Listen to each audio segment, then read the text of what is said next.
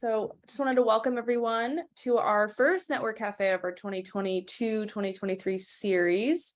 My name is Colleen Stewart. I work with the New Hampshire Food Alliance. I'm the communications coordinator. My colleague, Nicole Cardwell, is also here. She'll give you a wave. She's our project director. And we, like I said, are kicking off our first cafe of the season. Our Network Cafe series is on the first Friday of each month from 12 to 1 p.m. And we generally run them from September through April. We all come together, talk and learn about a specific food system topic or issue or things that are going on that kind of could use some discussion or education or networking about. So that's what we're going to do here today. And we have a special theme for this year, but we'll get to that in a little bit. But this is part of what we do at the New Hampshire Food Alliance, which is a statewide network coordinated by the Sustainability Institute here at UNH. And we aim to engage and connect people who are dedicated to growing a thriving, fair, and sustainable local food system here in New Hampshire.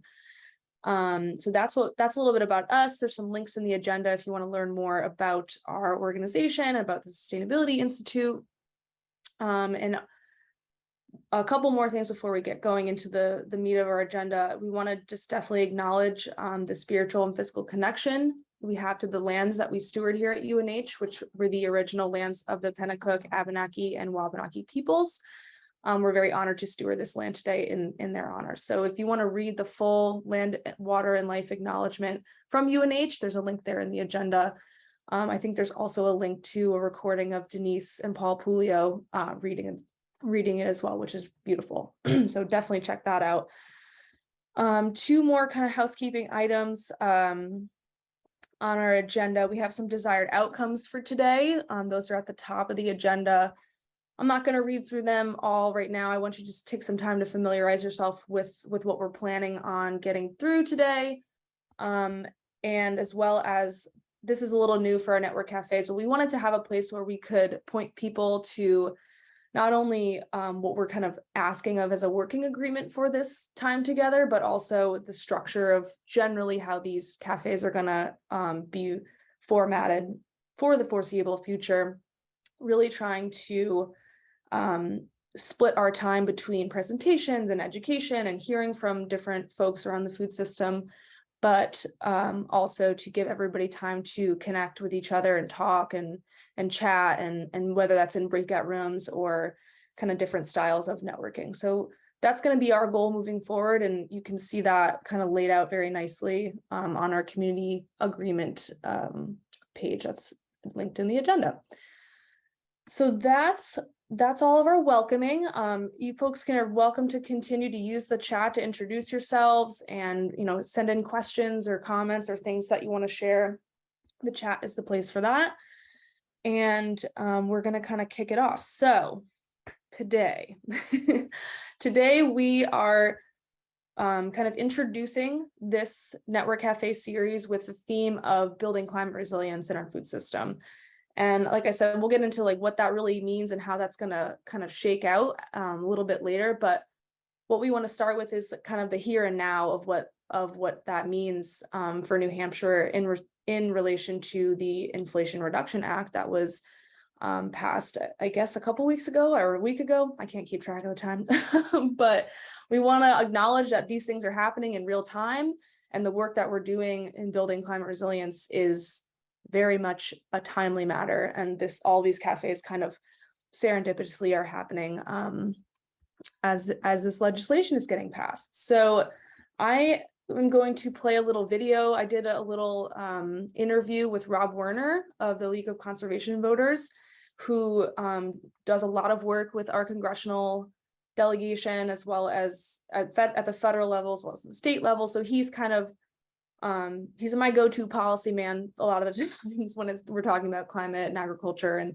so I'm going to play this video for you all, and he's going to kind of review a little bit about this legislation that came through the Inflation Reduction Act, and hopefully give you a little bit of an overview of what's in there that's going to be related to agriculture, and hopefully how it's going to funnel down to New Hampshire. So I'm going to get that going for everybody.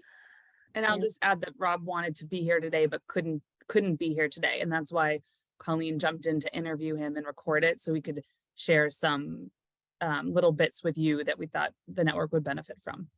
Yeah, a brief overview of what the Inflation Reduction Act is and specifically what it hopes to address and how. Well, it really truly is a transformational piece of legislation, $369 billion in climate and clean energy investments. Everything from energy to transportation, healthy communities, manufacturing, agriculture, public lands and waters, buildings. It's really extensive, both in terms of how it will transform our economy and move us more strongly towards a clean energy economy, and how it also helps families and individuals in terms of energy efficiency programs. There's a lot of money in here for building solar, more wind, and other kinds of renewable energy, mostly through incentives. It's a lot of carrots, not too many sticks. There is one stick, though, and it has to do with methane. But it really is the most extensive investment that the United States has ever made in terms of climate and clean energy policy legislation. And it's important for a number of reasons. Number one, it really will move us, as I said, strongly towards a clean energy economy that's going to reduce emissions 40% by 2030. And that's really near the goal that we need to get to. We need to push further to get to that 50% reduction by 2030, which is really what's required. But this legislation over a 10-year period will really move us in that direction. And one of the things that's important is that the fact that it's a 10-year investment will send a market signal to the private sector. So a lot of times, these incentives have been relatively short term for solar, for example, 2 years, 4 years, 5 years. This is significant because it provides some certainty to the market and to a business. And why that's important is that these government investments certainly will spark and leverage more private sector investment in many of these areas. And what does business want more than anything else? That's predictability and certainty. And so this really helps with that. And certainly in terms of the agriculture food system, there are significant provisions that we'll talk about. The agricultural sector comprises about 24% of total greenhouse gas emissions worldwide, 9% in the United States. So it is a very significant sector.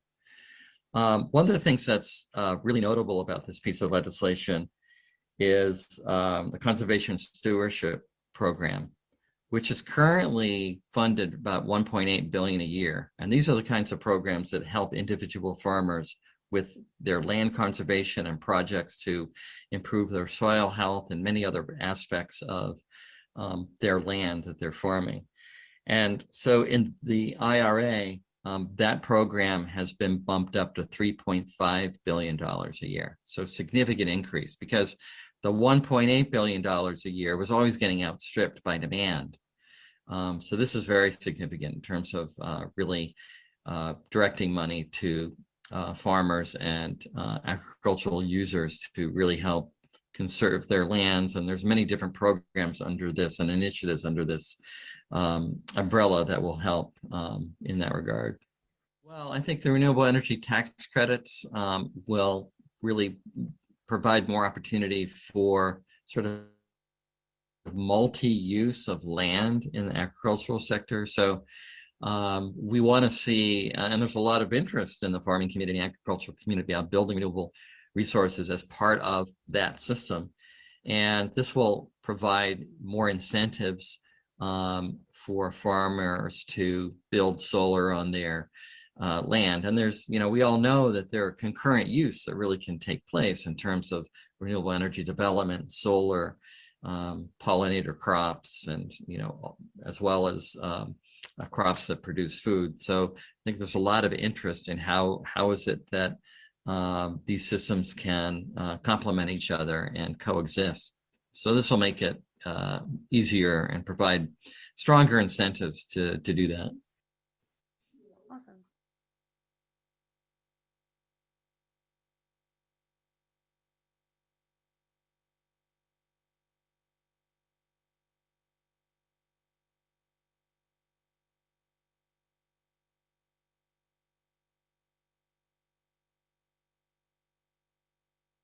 You know, the monies for these programs are going to flow through. First, obviously, we'll go to U.S. Department of Agriculture. But one of the things that's really important about this program and this legislation in many of its aspects and sectors is how the money and resources and organization of it are going to flow down. And so some of these dollars will come to the New Hampshire Department of Agriculture. There's certainly the Farm Bureau world that will also be involved with it. But I really think that, you know, as we design these programs and implement them, we're very much interested in how they can be made to be understandable and accessible on the local aspect. Even though these dollars are federal and they start with Congress, ultimately, how this program is effective over the long term is going to be how do these dollars effectively flow and are used on the local level. And in our case, your question, local farmers, local agricultural resources, local conservation efforts. How is that all going to fit together? So there are many stakeholders, many partners involved in this effort, and it will be over a long period of time, you know, the rest of this decade and longer to implement these programs. So again, so the time horizon is significant for folks to take advantage of these resources. You know, so $369 billion is a lot of money, a lot of investment. And although on the one hand, it can be very complex in terms of how all these programs work together and how the dollars flow, I think we really need to be in touch with our congressional representatives. Their offices have offered, obviously, to be very helpful to us in terms of leading us through these processes. And as these dollars flow down to the states, our New Hampshire Department of Agriculture, Commissioner Jasper and his team certainly will be folks that we need to be in touch with. And our state legislators as well, in terms of how they interact with state agencies and to make sure that these dollars get to the places where they're most needed and can do the most good in terms of meeting our goals, creating agricultural resiliency, soil health, and, you know, so that our agricultural sector is a significant part of the solution in terms of reducing emissions, but also at the same time producing the food that we need locally, and that we can help economically our farmers and agricultural community thrive. So there's so many aspects of it that fit together, but I think we really have to pay attention to how these programs are being designed. But I think it's our elected representatives and our folks at the New Hampshire Department of Agriculture that can really be our best contacts. I think we talked about this at the Emery Farm event, but I'm assuming our like more local or state offices for NRCS and like rural development, I'm sure that will probably be a part of it too. I think so. Yeah, I think so. Yeah, I think, as I said, you know, there are a lot of stakeholders in this process in all the various aspects of the Inflation Reduction Act. But for this sector, there's folks here on the ground in New Hampshire who've been here for a long time and have a great understanding of our community and how these dollars can best be deployed to meet the goals that we have.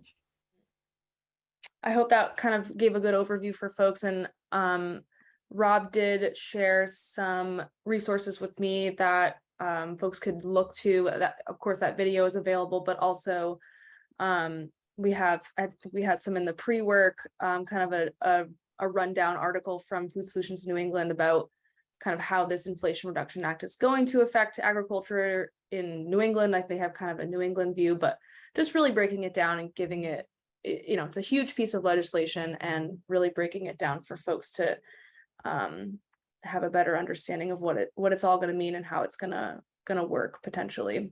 So those are in the agenda there, those links. There's another link down at the bottom there under links and resources. I think it's from the White House, kind of a breakdown specifically for New Hampshire. So definitely take a look at those if you have some time or are looking for some answers to some questions. Okay. Next thing we're going to get into is kind of, again, like linking this, what's happening with the right now, right in our food system at this moment, with some of the work that we do here at the Food Alliance through our climate action team. And the overall goal of our climate action team, which is a team of folks who meet every month to discuss the intersection between climate change and our food system work, and really trying to promote the integration of climate work and climate understandings and policy and legislation, all these things, and really with the same kind of work we do in our food system, and really drawing that connection and understanding that building a resilient food system means building a food system that is resilient to climate change, and kind of educating each other and connecting and networking through both of those sectors. So that's the large goal of the climate action team. And one of the ways that we work on that goal, or we have been working on that goal, is through some work we did with a fellow, a Sustainability Institute fellow a couple of years ago. His name is Jacob Nelson,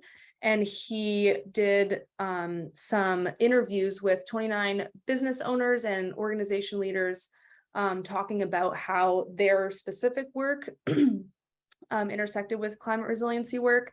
And he distilled those interviews down into a report.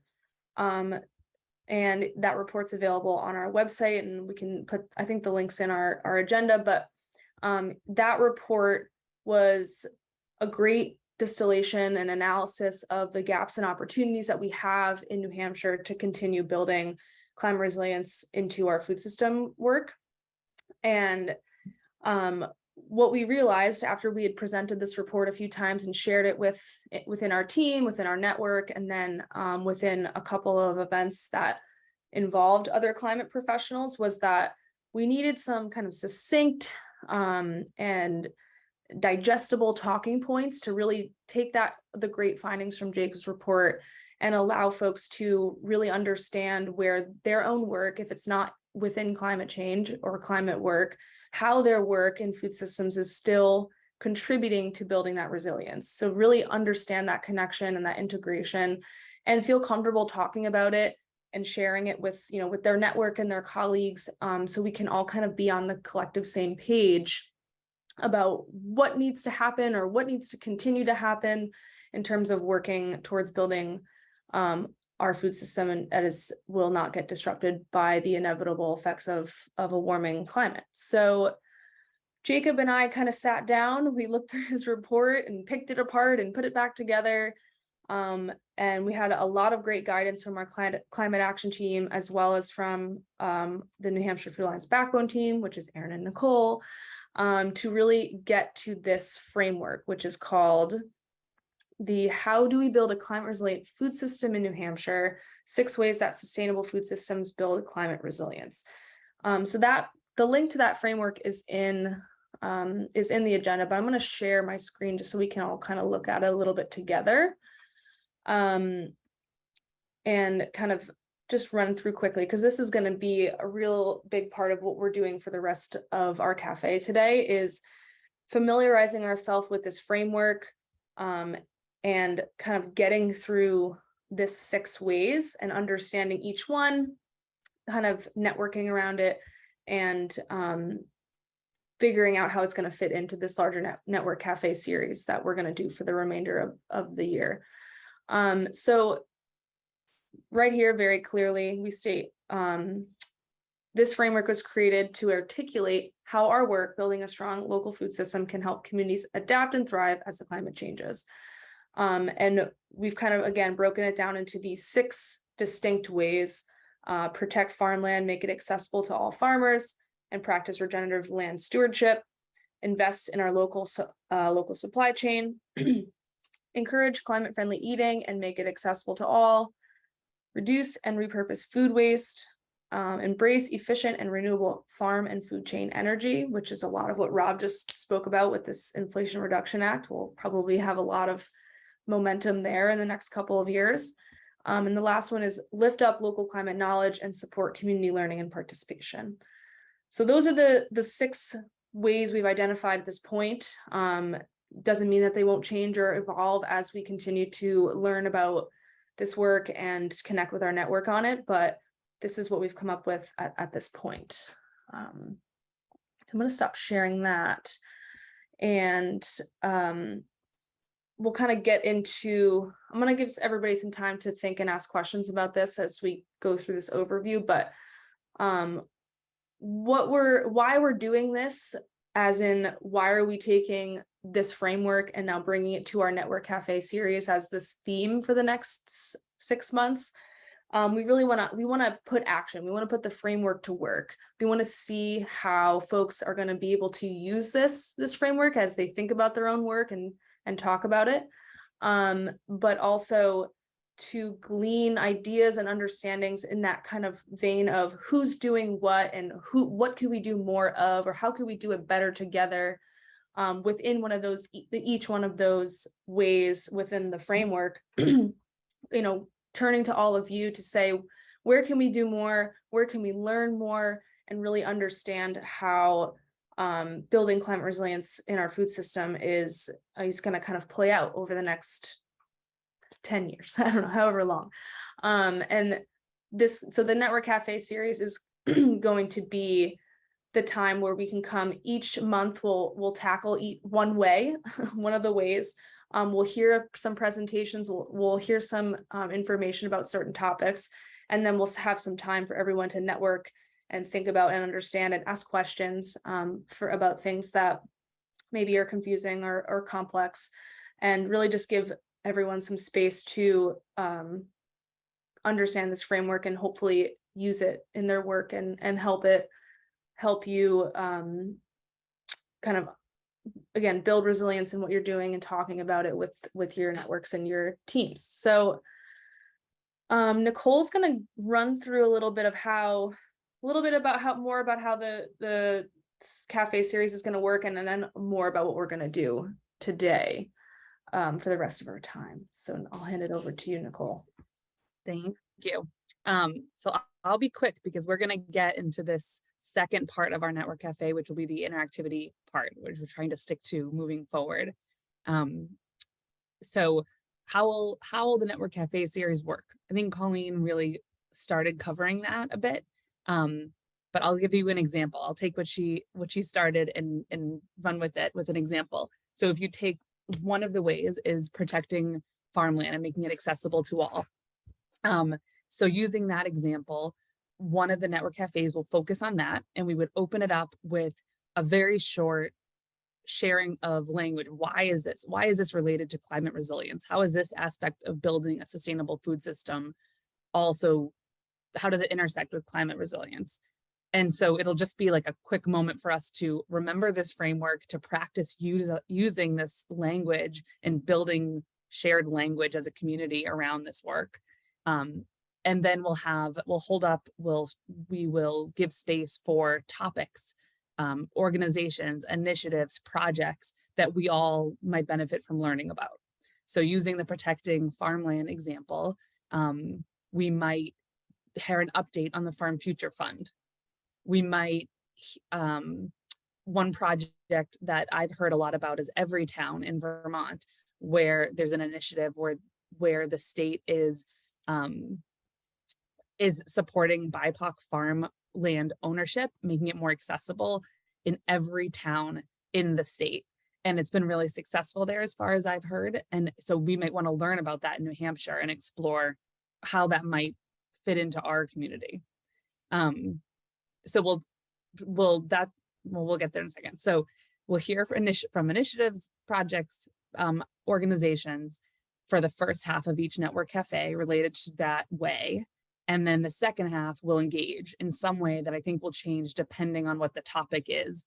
So what we'll do is the climate action team or the backbone team will work with the presenters to figure out what engagement from you all would be helpful for you, helpful for them, would move things forward. And we'll design some activities or structure for interaction to accomplish that. So that is how the cafe series will work. Now, how will today work? So we're gonna pause in just a minute so that if there are questions from the group, we can answer them. And then we're going to have breakout rooms, 6 breakout rooms, 1 for each of the ways. And you can select your own breakout room. Colleen is probably working on building those right now. And so choose a breakout room, and what we're hoping you'll do in that room is to talk through a few questions that are in the agenda. What businesses, organizations, projects would you want to hear about under each of one of the way that you chose? What are you confused about? What do you need to, what do you want to learn more about? Or what do you want to brainstorm about? Sort of help us. The goal of this is to help us make this Network Cafe series useful to you and your work. That's what we're trying to do here, is give you space to weigh in on the design of the next 8 months of Network Cafes. And then before I forget to say, there's a Google Doc for notes for each of the breakout rooms. So when you get into the room, if someone could volunteer to take notes, or if you could all add your ideas in there as you're talking, that would be very helpful. And if you can't possibly choose only one way, then you should choose one way, because there's no way to go in 2 breakout rooms at once. But then you're welcome to go into other Google Docs and add ideas you have, add thoughts you have there, and we'll comb through them after this and help inform who we invite to present and how we design the series over the year. So I am going to pause now and give a little space for questions. Does anyone have questions? Feel free to unmute yourself, raise your hand, add it in the chat.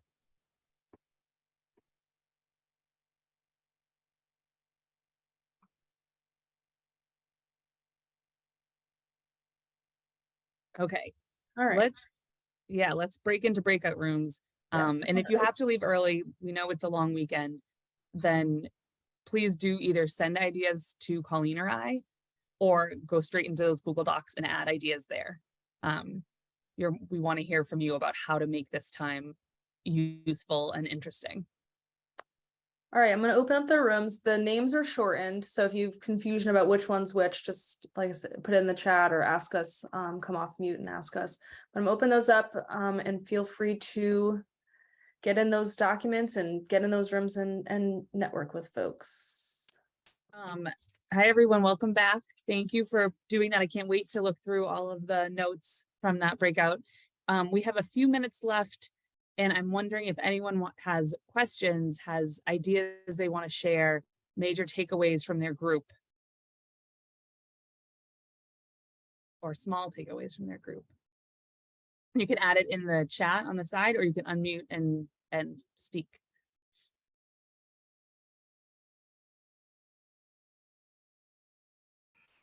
Kate from Phoenix Farm and I were talking about food waste, reducing food waste. We had a small session, but a powerful couple of minds in our session. And I shared with Kate that at New Hampshire Gleans, we recently got a call about a truck with a large number of pounds of fresh produce that were destined for a retail outlet, but unfortunately were rejected because of a temperature fluctuation. I don't have firsthand knowledge of this event, but I learned about it recently. And so we got to thinking, could an event like that, which is fortunately relatively rare, but still has the opportunity to contribute a lot to food waste, could that instead have turned into a mobile pantry pop-up distribution point, and what kinds of systems would we have had to have in place as a food system to respond really quickly and get people fed and at the same time reduce waste. So is there a trucking and distribution company out there, for example, who would be willing to be a sponsor of such an event and say, you know what, in the event that, you know, a huge amount of fresh produce becomes available and you only have a very short window to get it distributed, you know, we'll be the ones to fund a pop-up pantry, and we'll, you know, send a truck out to make that sure that that driver gets back to work, and we'll make sure that you know, there is a communication in place to make sure that it gets distributed. So yeah, it's not an event that happens very frequently, but we talked about some ideas for making sure that that food not only is not going into the landfill, but if at all possible, being distributed to where it is most needed. Thanks, Jess. That's great. I like the how would our food system have to look? What systems would we have to have in place to respond better in that situation? I think that's such a great question. I was asked, how will our notes be shared? And let's see, I think what will happen is Colleen and I will comb through them and clean them up and start sort of drafting out plans for each network cafe and work with the climate action team on developing a final vision for each one.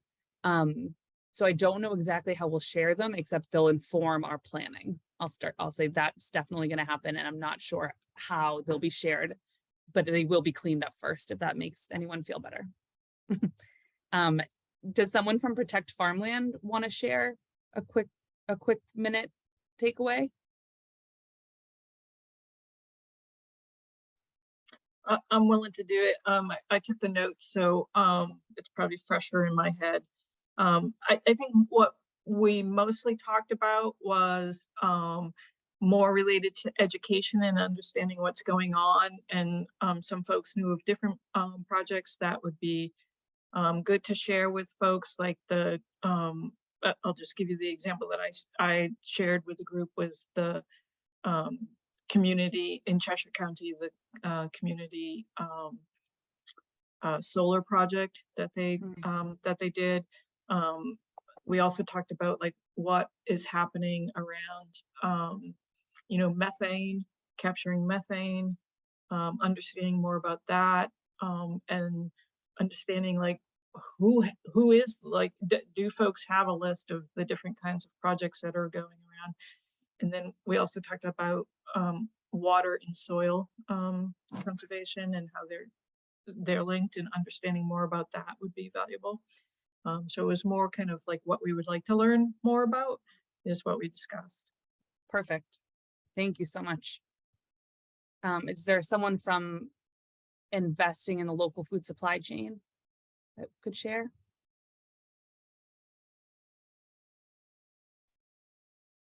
I will jump in. Jesse dutifully took the notes. I should chip in and at least speak to it. We had a great conversation. You know, just the term supply chain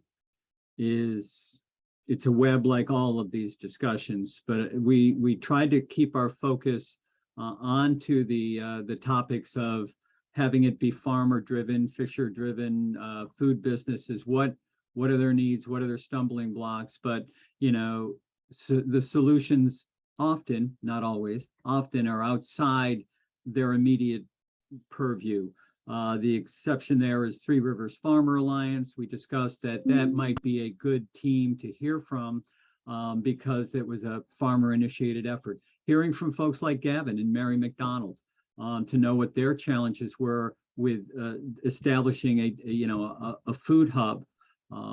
We have no shortage of expertise to tap into. So those are a couple of the topics. There was a mention of the disconnect between local fisheries products and local demand of species. You know, how might New Hampshire community seafood help us understand the eating with the ecosystem work? And then New Hampshire Department of Ag and Markets looking at bringing back the mini grant program that allowed farmers to do small infrastructure projects on their farms, wash packs, composting facilities, manure pads, etc. So we got lots of ideas. I think we could fill up about 25 cafes. So maybe if we could pick a few of those, I think, and hopefully that helps you folks help us. Thanks, Alan. That's great. Yeah, I think we're just gonna have to hone it in and we'll figure that out. Absolutely. So we have 2 minutes left and I am trying to really stick with our promise to end on time.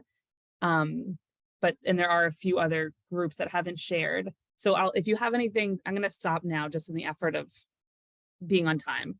If there's anything else you want to share, please do so. I'll stay on to listen or share in the chat, and otherwise we'll read the notes and take your advice on how to plan this series. Thank you so much for being here today. Have a beautiful, hope you all have long weekends ahead and enjoy this cooler weather.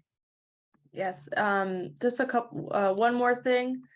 Continue to add to those notes, and we will not have an October cafe. We have to cancel it. Nicole and I are on a sustainability institute event. So we'll see you in November. Thank you all so much. This was great. And again, enjoy the long weekend.